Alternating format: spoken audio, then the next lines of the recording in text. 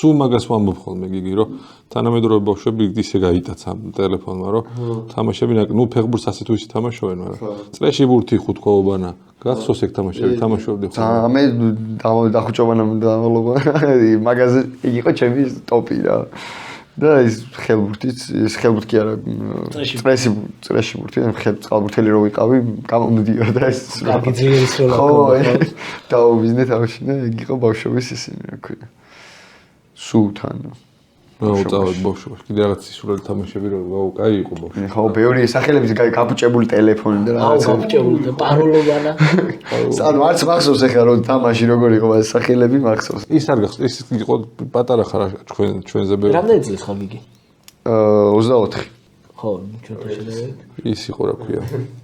ჩემი ოქროჩებთან გახსოვს ეგ თამაში. კი. ეხლა ეს უეჭველი არის ჩვენმა შვილებმა. ხო, დახუჭობანა უეჭველი მახსოვს წრეში მოსვლა. ჩემი ოქროჩებთან მართლა არ იცოდი. კი.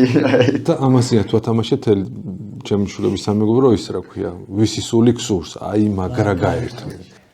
მაგარი თამაში, ნიშხანიშხა. და აღარც მახსოვს ეხლა რომ აი რომელი თამაშია. ნიშხანიშხა სურამში თბილისში ვიცოდი ვისი სული.